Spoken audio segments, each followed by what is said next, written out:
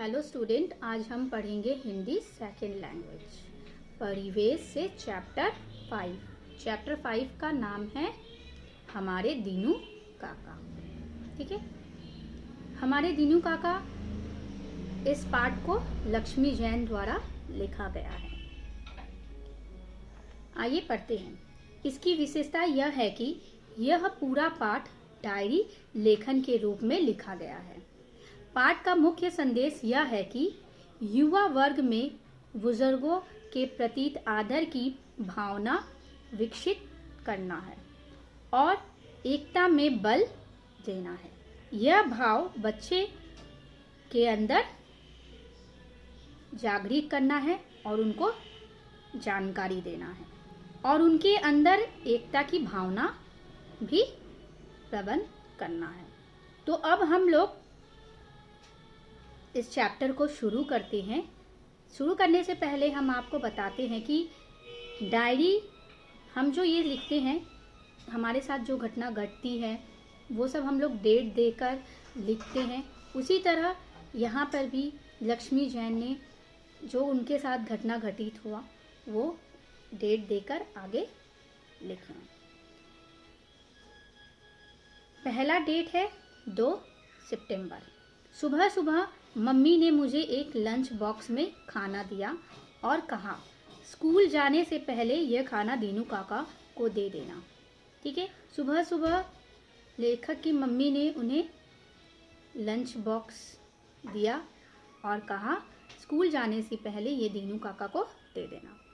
मैंने उत्सुकता भरी नज़रों से मम्मी को देखा, लेकिन सुबह की व्यवस्था के कारण बिना कुछ कहे सुने मैं साइकिल उठाकर चल पड़ा। सुबह वो इतना बिजी थे कि वो कुछ भी नहीं बोले और मम्मी को देखते हुए वहाँ से वो साइकिल उठाकर चल पड़े। दीनू काका हमारे सोसाइटी के माली हैं। दीनू काका उनके सोसाइटी के माली हैं। माली किसे कहते हैं? जो गार्डनर होते हैं, यानी जो बगीचे का देखभाल करता है, उन्हें हम माली कहते हैं। जिनके विशेष प्रयासों ने हमारी सोसाइटी में हरे भरे पौधे, वृक्ष और बगीचे का जीवित प्रदान किए हैं। ठीक है, मतलब उनके सोसाइटी के जो बगीचे हैं उनमें उन्होंने पेड़ पौधा लगाया, उनको एकदम अच्छी तरीके से रखा, सजा वजा कर। ठीक है, सोसाइटी के बीच बना हमारा उपवन हम सबका प्रिय बगीचा है। ठीक है, उपवन का नाम है हमारा उपवन। शाम को इसकी रौनक देखने वाली होती है। क्यों? क्योंकि बगीचे में बहुत सुंदर सुंदर फूल खिले रहते हैं, इसलिए वहाँ का रौनक अलग ही होता है। क्या बच्चे, बूढ़े, जवान, स्त्रियां, पुरुष सभी आपके कुछ न कुछ वहाँ पे कुछ न कुछ क्रियालाप करते रहते हैं। ठीक है, क्रियालाप का अर्थ है गतिविधि, कुछ न कुछ करते हैं। बूढ़े वहाँ पे बेंच में बगीचा में बैठकर बातें करते हैं, जवान लोग देश विदेश के बारे में बात करते हैं, कुछ बच्चे फुटबॉल खेलते हैं, कुछ बच्चे क्रिकेट खेलते हैं। ठीक है, सचमुच यह बगीचा बहुत ही अद्भुत है। अद्भुत का अर्थ होता है अनोखा। ठीक है, अब यहाँ पे दीनू काका के जीवन के बारे में बताया जा रहा है।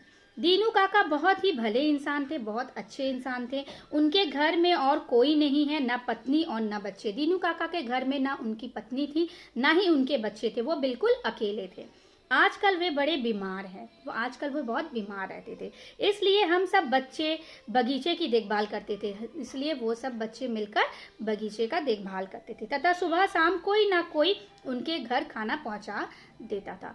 मतलब कोई ना कोई बच्चे दीनू काका के घर जाके खाना पहुंचा देते थे। शायद आज मम्मी की बारी होगी, तभी मुझे खैर आज शायद लेखक ने कहा शायद मम्मी की बारी होगी, तो फिर उसने कहा खैर छोड़ो, आज मैं उन्हें खाना देने जैसे ही उनके घर पहुंचा तो एक सेठ उन्हें धमकाते हुए कह रहा था।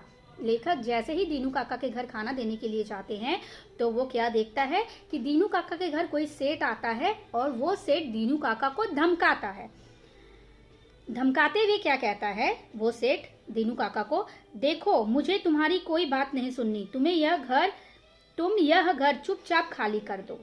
वो जो सेठ आया था दीनू काका के घर, वे दीनू काका को क्या कह रहा था कि चुपचाप ये घर खाली कर दो वरना अच्छा नहीं होगा।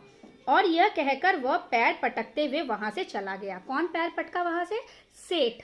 ठीक है, दीनू काका के घर पे पैर पटका और ऐसा बोलते हुए वहां से चला गया। दीनू काका सेब पर हाथ रखकर बैठ गए।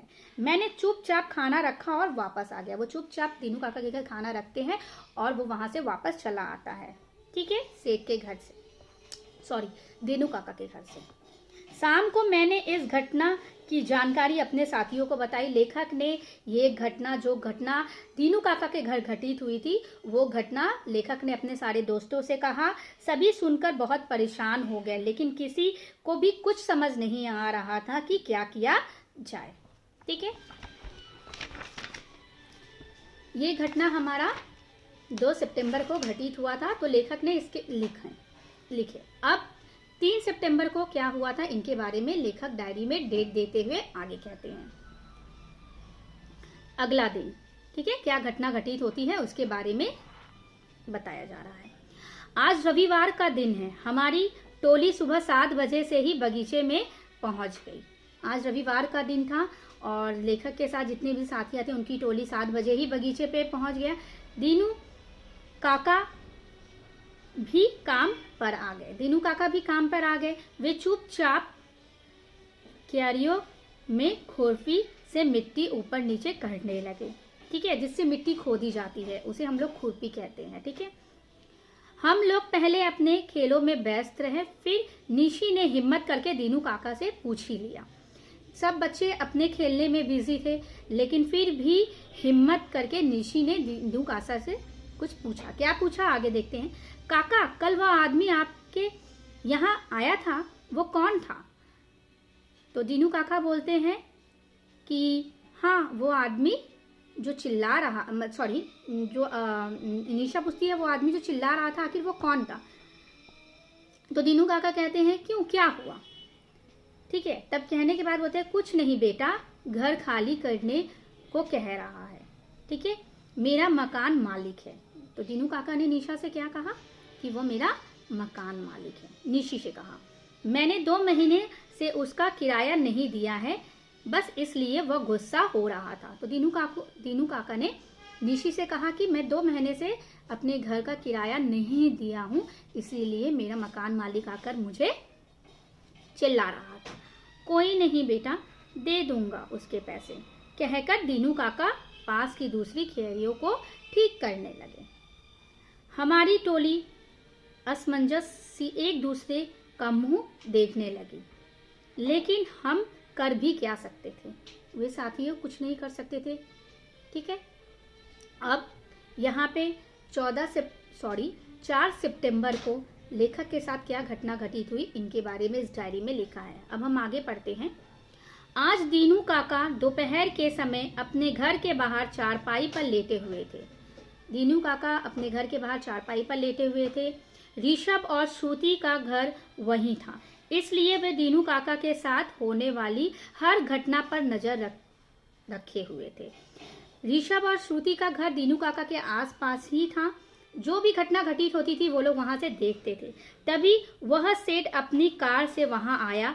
उसने अपने फ्लैट का एक छोटा सा कमरा दीनू काका को दिया हुआ था। उसी छोटे से कमरे में दीनू काका रहते थे, ठीक है, और उसके घर की देखभाल भी करते थे। वह सेठ आते ही उन पर गुस्सा से चिल्लाने लगा। सेठ जैसे ही आते दीनू काका के ऊपर चिल्लाने लगते हैं। ऋषभ ने जल्दी से हम सबको बुला लिया। ऋषभ ने बाकी सब दोस्तों को जल्दी से बुला लिया। सेठ के साथ 2 आदमी भी आए हुए थे। सेठ के साथ कितने आदमी आए थे? 2 आदमी आए थे।